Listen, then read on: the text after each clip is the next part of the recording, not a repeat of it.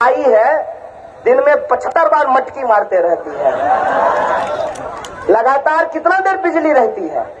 किताब कॉपी लग पढ़ल बैठबो तखने भूख से नहीं गायब भेजी तो लालटेन में पसीने में लोग अपनी पढ़ाई करते हैं, दिन रात मेहनत करते हैं। हमें पटना में पढ़ाई रही है, भोरे सांझ खिचड़ी खाइए, लगे जना परमानेंट जॉइंटिस की बीमारी हो गई के मने तो बतबो कि जेठ के बैसाख के गर्मी में रोटी बेलते कते पसीना निकलते।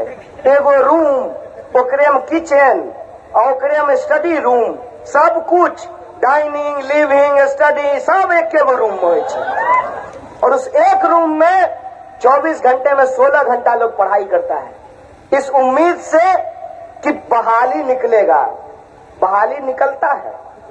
लोग पहले पोस्टल ऑर्डर खरीद करके फॉर्म भरते थे, आजकल डिमांड ड्राफ्ट मांगता है। डिमांड ड्राफ्ट दे करके ऑनलाइन पैसा जमा करा करके फॉर्म भरते हैं, बहाली का इंतजार करते हैं कि परीक्षा होगा और नौकरी मिलेगी।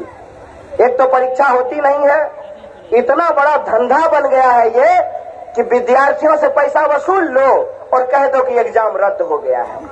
मान लीजिए खुदा न खास्ता एग्जाम अगर हो भी जाए तो प्रश्न पत्र आपको मिले, आप बनाना शुरू कीजिए तो धीरे से पता चलेगा। कान में कोई कहेगा दूर बर दवा कथी मेहनत करे छे, सेट भे गए हैं, सब सीट बिक गए।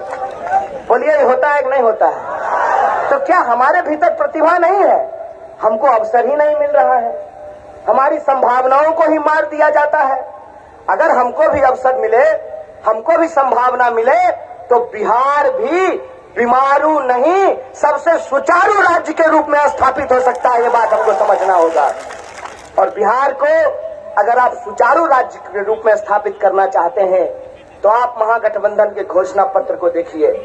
हम लोग सभी जाति, सभी धर्म, सभी वर्ग के लोगों को ध्यान में रख करके इस संकल्प पत्र को तैयार किया है। और हम कह रहे हैं कि हम रोजगार देंगे लोगों को, वृद्धा पेंशन में वृद्धि करेंगे। और जो नियोजित शिक्षक हैं, एक के स्कूल में 3 तरह के मास्टर साहब आए बाप, एगो गणित पढ़ने वाला अस्थायी मास्टर साहब, एगो गणित पढ़ने वाला अस्थायी मास्टर साहब नियोजित, और एगो अतिथि शिक्षक। क्यों भाई ऐसा कैसे हो सकता है? मान के चलो 2 गो लोग कोदार पारे छे खेत में, तो एगो के देवो 100 रुपया, दूसरे के देवो 20 रुपया। अन्याय नहीं छिके? तो हमरा एक बात बतबो, गाड़ी चलवे ले बैलगाड़ी में 2 बैल है छे, एगो बैल के बेसी खिला देबो, एगो बैल के कम खिलेबो तो चलते बैलगाड़ी। एगो बैल बैठ जेते तो एगो बैलगाड़ी लग चलते। इसीलिए हम लोग कहते हैं कि समान काम का समान वेतन लागू करना पड़ेगा, चाहे वो अस्थायी शिक्षक हो, नियोजित शिक्षक हो, या फिर वित्त रहित स्कूलों और कॉलेजों में पढ़ाने वाले शिक्षक हैं, उनको अस्थायी करना पड़ेगा। ये सवाल हम लेकर के आए हैं। हम जो प्रश्न उठा रहे हैं उसके बारे में कुछ लोग कहते हैं कि ये तो बातें हैं, नहीं कहे छे भीतर का हाल सहदेवेन जानता। जाको रही भावना जैसी, प्रभु मूर्त देखई तीन तैसी। वो 2 करोड़ हर साल नौकरी देने का बात करके ठग लिए हैं तो उनको लगता है कि हम लोग भी झूठ बोल रहे हैं। जिसकी जैसी भावना रहेगी उसको वही नजर आएगा ना। वो कहते हैं कि रेवेन्यू कहां से लाइएगा, वहीं से जहां से आप हेलीकॉप्टर उड़ा रहे हैं, ओकर पैसा बाबू घर से ले लो, जमीन बेच के हेलीकॉप्टर उड़ा रहे लोगन। कहां से पैसा आ रहा है? कहां से पैसा लाते हैं? सरकार को खर्च करने की प्राथमिकता बदलनी होगी।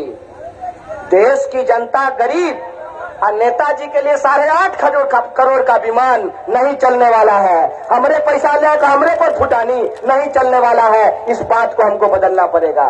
सरकार अगर अपनी प्राथमिकता बदल ले तो जनता के लिए कल्याण का काम किया जा सकता है।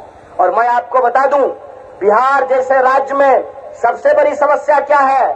सबसे बड़ी समस्या यह है कि एस्टीमेट का घोटाला होता है।